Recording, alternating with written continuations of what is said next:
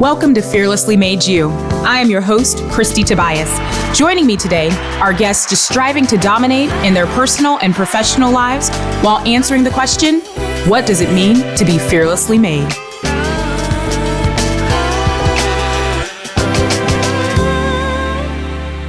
On this episode of Fearlessly Made You, y'all, I can't even contain my excitement. I am super pumped and excited to share today's episode with my dear friend, beautiful, wonderful, amazing thriver, amazing person who is the Assistant Director of Diversity and all things amazingness at UWF, my dear, beautiful friend, Mikia. Hey, boo. Mikia, girlfriend. Oh, I'm so excited. Glad to see you. You are fab. So Mikia and I go way back. I think we've probably been friends since I've lived in Pensacola, probably. But we have a connection and a network of people that literally, like, even if we wanted to not be friends, it's not even an option for us. Yeah. I got like 20 angles, not 6. Yes. And I mean, everything from like the church we go to, the interactions we have within the community, to the people that we were friends with before it's seriously, meant to be. Yes. And such a treat because Mikia has one of these stories that as you listen to her and you hear the journey that she's been on, you truly think to yourself, so this is what it means to be fearless. Like, this is what it means to be fearlessly made. And to know that my journey is mine, but it's to share. And other people need to hear that story. Yeah. You just personify that so much. So I'm gonna step back for a minute. First of all, cheers to you, beautiful lady. Cheers. So excited to have you, my dear. Always have to take a little sip. Always sip your wine. But let's chat a little bit about you, Mikia. So talk to our Fearlessly Made You crew about who is Mikia? Where did Mikia come from? And what does it look like for you to really like own your fearless existence? I love that. So a little bit. So my name is Mikia. I am originally from Oxford, Alabama. Ended up coming here in 2012 to get my master's degree in college student affairs administration. Before coming here, I was actually an art major. My goal was to actually work in New York and run my own magazine company. Excuse me, ma'am. I know. Hey, real big. Still, hey, you live your fearless life. We'll still see. Something you can exactly. do. So, decided to move down here. Actually, after my residential assistant, my RA, moved here and started getting her master's. So I was like, I'm just going to go ahead and go to Pensacola. Okay, girl. Got here. She left within 3 months to go start a new job.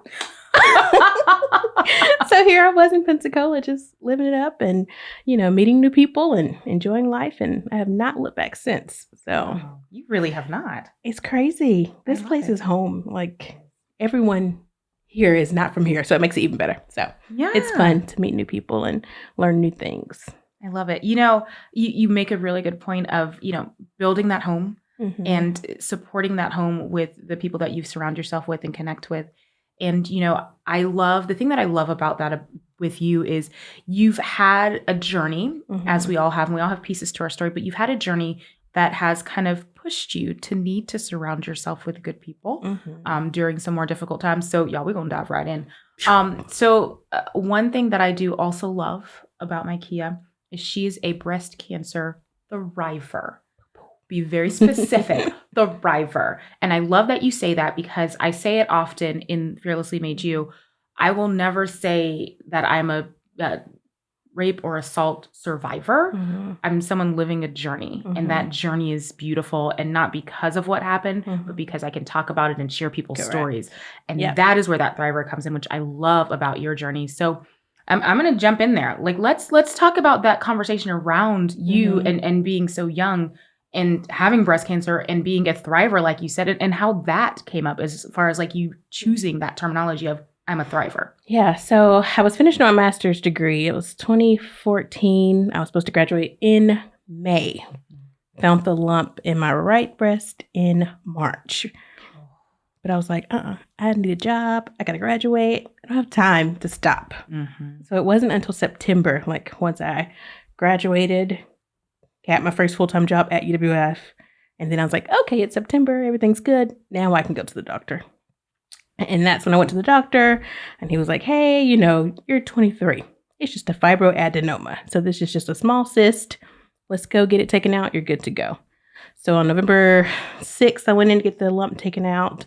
And And then, recovered for like a week or so, went back to the doctor. And then that's when he was like, Mikia, sorry to tell you, but you have breast cancer.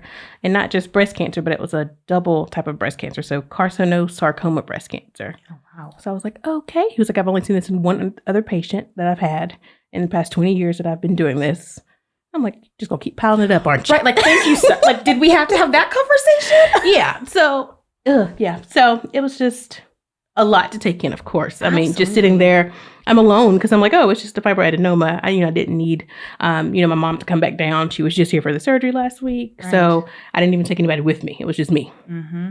Go outside, call my mom in tears. I'm like, like both of my grandmothers had passed away from cancer. And it's just like, oh my goodness, who wants to call their mom who's 5 hours away, and tell her this? Oh my goodness. And so I ended up going ahead and going in for a double mastectomy in November of that same year. And the only reason I ended the double mastectomy is because they said it was BRCA2 positive. Mm-hmm. So I did have the gene.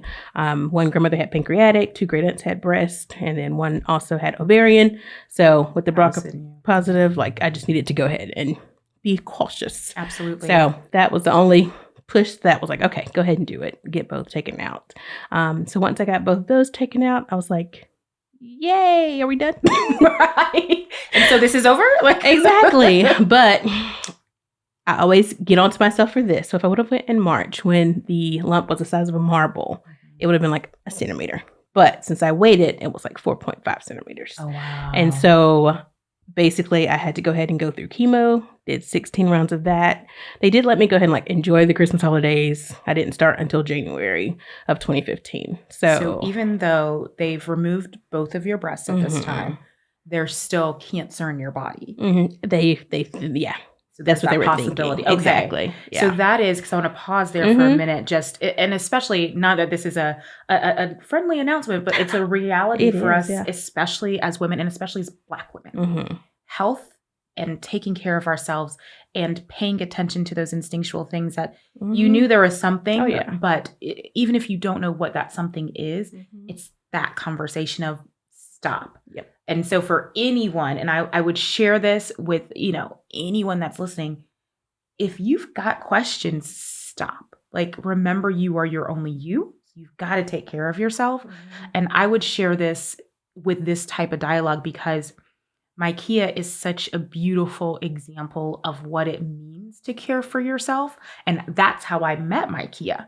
And so knowing that it took you having to realize like what care looked like, that is such an empowering and honest and authentic part of your journey. And so I appreciate you sharing that and didn't want to disrupt you, but I think that was just such an important thing for us all to really think about. Yeah, definitely. I think it not only helped me like with that situation, but it also just helps me now, and for the future. It's like, nope, if you feel something or if you sense something, you need to get it checked, especially if it's your body. Absolutely. So, the fact that I waited a little too long, I did have to go through 16 rounds of chemotherapy.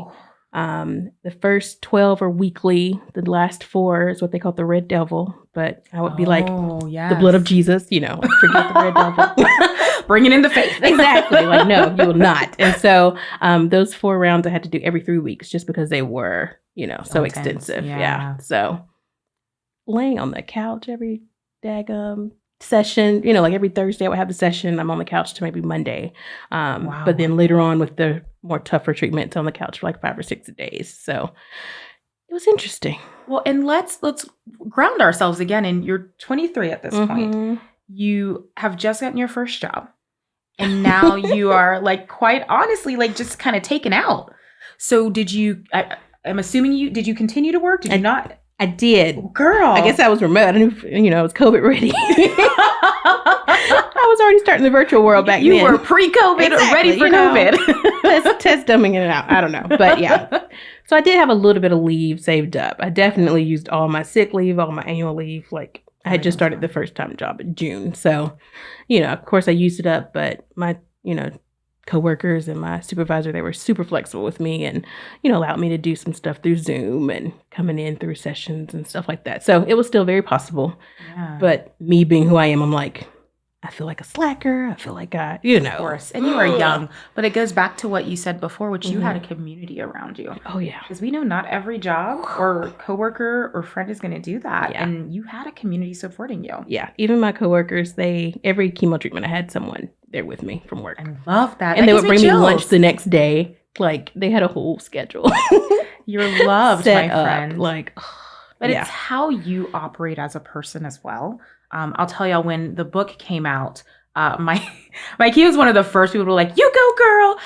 And also, I like at the big book launch, like my key was there. So it's just that's how you operate in life, and it's that conversation around what you share and promote in life. Other people will also share and promote, and I think that that's the energy that you're providing, which is why I wanted us to start with that conversation about you being a thriver. That energy is so important. And we want people to see that and understand why there's the thriving, because you were, in all intents and purposes, thriving throughout your journey, even though it was tough and you had people surrounding you. Exactly. And it's insane. I'm the type of person who's like, I don't want to be a burden on anyone. So like, don't come, just drop it off at the door, Please don't come near. Don't look at me. No, exactly. No, but it was good. They came for every session. After doing the 16 rounds of chemotherapy, I also had to do radiation since the lump was already at 4.5. If it would have just been at 4 or under, I wouldn't have had to do radiation. When I did have the double mastectomy, they did check my lymph nodes. I think they took 22 and all those were negative. So that's really good because it means nothing spread, anywhere else in my body. But they still wanted to do the chemotherapy and then radiation, just get any particles that may have, flown off anywhere else. Well, and especially considering your background and your family. Exactly. I mean, that is we needed safety. To chop it all up, make sure everything was gone. Absolutely. Radiation was real cute. So that's the first time I've ever heard anyone refer to radiation as cute, but I get what you're saying, girl. So it's really good because I had a great nurse, great doctor. So, I'm going in there every day. Like it was daily that you had to go. So it's 40 sessions. Okay. You go daily, Monday through Friday. And so is this after the chemo? Yeah. Okay. So it's directly after chemo. I think I finished chemo June 11th, 2015. And then started radiation up a couple weeks after that. And you probably have some people that are listening right now that are saying, yeah, girl, I've been there. I know exactly. And so that's also the piece. It's like someone else is listening and they are relating to that story that you're telling, because as I'm listening, I have not had cancer, blessings upon blessings, of course, but I also have been in healthcare my entire career. So understanding kind of the journey and the process, it's no joke at all. Need a whole schedule book. Like you got to be prepared. Yeah, girl, it's extensive for sure. But I could not make it to number 40 of radiation because my skin had legit rubbed off of me. So I had burned so bad to where I had to stop on session 39. Left the doctor, went home, packed a bag, went to Sacred Heart. Stayed in hospital for 10 days. Oh my God. In the burn treatment center. So when not to get super graphic, but it means, although you can share whatever you want. So as you were progressing through each of the radiation therapy, was it each time your skin got more and more sensitive? Yes, each time, yes. So it was like, okay, first week we're still good. Second week getting a little darker. Third week a little darker. Then fourth, fifth. It's literally burning. Yeah, it legit started like bubbling up and then like just it was like no skin there.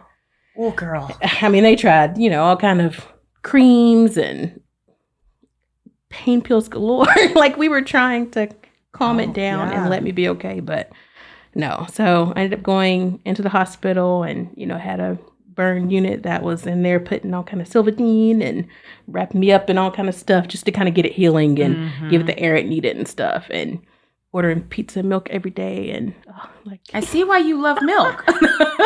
I Ain't get that crazy now. And That's it's so funny, interesting. like after my chemo sessions I would always go to the bathroom after chemo and then I would wash my hands, and so the smell of that soap that smell of that soap and like anything ginger, any of that I cannot do, but milk you were fine. I'm good. So that's so ironic. I used to work in a nursing home, and so the smell of cinnamon for a long time I couldn't do. I can now, but to your point, it's whatever brings back those memories and that entire. I know. Though you are able to talk about this now, but that's a painful journey, and that's traumatic. It is definitely a traumatic experience that triggers very quickly, smelling anything or seeing anything that relates to it. I mean, but it's so weird to like even talking about it though, or talking about the journey. Like I'm good. I do have people reach out all the time. They're like, hey, my grandmother's about to go through it, or my mom just got diagnosed. Like, what can I do to be supportive? And, offering all of those different just options of encouragement and all kind of pills to take. I think I was like turmeric and probiotic. Like I was racking up. I think I was taking all types of just natural remedies because I'm like, we're going to get this out one way or the other. Yeah. Jesus, vitamins. Let's get it done. Medicines, like whatever we need is coming out. So yeah, it was awesome. The thing that I am just empowered by in your journey is, like you said, you can talk about it now, but it's the honesty and the authenticity that, my skin rubbed off and I was not okay and I needed to be surrounded by people. And I think that is something that I don't think we talk enough about, which is the foundational underlying of our journey. And it's the beauty of being fearless because it's not being without fear. And you guys hear me say this constantly. It's not allowing that fear to own how you thrive, which is exactly what you've been doing. And so I want to take us on a journey. So kind of flashing forward for you now. And I've watched you talk about your story with other people, and I'm grateful that you were able to talk about this here. But as you look at where your life was then and knowing where you are right now, what are some of the things for you that you think kind of helped you move to thriving? Because you, for all intents and purposes, were thriving because you had so many people around you surrounding you, but you maybe didn't feel that either. Like, how did you make that transition? Yeah. I mean, I think one of the main slogans I always used was fight it with faith. Yes. So like, all right, like you got your faith, so you're good. Like you can fight it. You're good. You got this. But just being able to push forward and move forward, knowing that I had people, knowing it's really interesting. So it's always like, if something like going on or something that could be traumatic is going on at the moment, like I have this peace anyway that still just like calms me. And I'm just like, okay. So even though I'm going through 16 chemotherapy treatments, 39 radiations, in the hospital for 10 days, and then 40 hyperbaric chamber treatments. Oh, girl, to be able to heal the skin. Part. I know, okay. Right? Yeah. But little tiny thing we'll throw in. Forgot about that one. Another 40 days. Because you were in wound. You had wound issues. Correct. So So I went there as well. For those of you that aren't in healthcare, talk a little bit about what hyperbaric treatments are. Yeah. So with the hyperbaric chamber, I would go there Monday through Friday as well. I would go into this tube. I guess almost like an MRI tube type deal, but it's clear, so you can kind of see out of it. They had a TV in there, so I could watch Law and Order. I'm sorry. If you are not watching on the YouTube, but you are listening, what you're not seeing is Mikia is just like super excited about remembering about the TV and her hyperbaric chamber. Like, ma'am, but that's amazing. Yeah. So you wear all cotton, like cotton everything. You get in there and you just like lay in there for 2 hours. And they just keep coming, checking on you. They'll keep watching you. They legit sit there and stare at you, I think, because it's so dangerous. Yeah. So it's restoring your skin. Correct. Okay. Yeah. So it was like regenerating the cells in my skin to make it, be able to heal quicker. And so like they would check me after 20 days, like, oh, some more 30, oh, some more 40. Okay, you're finally there. So exciting, which was also really great because it's like I started in January with treatment. It's January 2015, December 2015, December 4th was my last hyperbaric chamber treatment. And then that's also when Blue Cross Blue Shield was like, you've hit $1 million. We don't need you to do something. To hear in your 20s. I was like, look at this body. Rocking up $1 million. This is awesome. That blew me away. I was like, oh, okay. You got $1 million body there, girlfriend. Yep. So awesome. Great. Thank you. But it felt great to be done with all those treatments. So it was a full year. Oh, that is a full year. January 11th through December 4th. That's amazing. And so as we think about like that full year, all the things you went through, and then like we were talking about, sorry to interrupt, but I was like, let's make sure we kind of grounded, like that's a whole process too. And so as you were thinking about that transition from all of that year of kind of working through your journey and now moving into this place where you're talking about your story, you're sharing what it means to be, fearless and thriving in this story, that build up to now, it probably took a lot of work. Yeah. So talk a little bit about that. I would say, like thinking about the work it did take. I know. That's the real part. I mean, no, I really did have to like learn how to ground myself. And then to also just self-talk was so important. And then also just staying in the word and actually staying surrounded by people just to ensure that I was getting fed good word, and not negativity. Like I had to stay around positive people just to make sure that I was able to just continue thriving and continue moving into healing. Like you had to speak healing. And so that was very beneficial and very needed. Even today, like I think I've still learned things after that journey, just seeing like any negative thoughts that come into my head. I'm like, nope, taking captive. Like, nope, like get that out of your head. Like you have to keep that going, not just for yourself in your head, but just in your spirit. And you just have to be able to, move forward and move through. So it's amazing. That's the beauty, I think, of when anyone goes through a situation that is traumatizing. Mm-hmm. It's the journey that people don't see, because people either see you in it or they see you out of it. They don't see the journey in between it, because there's, to your point, there's a part of you that has to be like, I'm going to be okay. I may not be feeling okay, but I'm going to be okay. Yeah. And you have to kind of promote that and put that out there because, and I don't know if you felt this, I feel and especially when I was like working through my trauma at the beginning stages, when I wasn't okay and I was just feeling that, other people weren't okay either. And I was like, oh, we can't be there. That's not going to help. Yes. No, I do. I recall days where I was not okay. I did have a roommate at the time, Erica, and I remember days where like every single chemo session I would post, a photo like, okay, y'all, we're on number 1, 2, 3, 4, all the way through 16. So I'd always post a photo, and always have people checking in on me and all that. But they didn't see the times where I'm in the car on the way to sessions, boo-hooing, because I'm like, I don't feel like, being sick again when I leave here and going in after those, red devil treatments to get a shot in my back just to make sure that, everything's focusing through and flowing and all that fun stuff. So it was like the little parts that I didn't put out there because I didn't also want people to see the pain, even though what I was going through, they're like, girl, that's already enough pain. What are you talking about? Like, you're going through a painful experience. But I saw it as a journey that I'm taking for God, for his glory. I'm putting it out there because it's a testimony. Like, why would I not do it? Yes. Like, and it's not saying that the pain's not there, and it's not saying you're not being authentic about it, but for where you are and what you needed to do for you, there's that next level. So thinking about next level then, and I love that we can now have that be that thriving part of your journey. Yeah. And it's impacted your professional world as well and where you're at. I mean, girlfriend, you are in this beautiful phase of your life where you are like thriving and striving. You've got your own business. And you're about to tell everyone about it. You've got your own business. You have, your role at UWF is beautiful, and talk about timing of being focused on diversity, equity, and all the things. Yeah. And then on top of that, my girlfriend is getting a doctorate in education. Hey, girl, hey.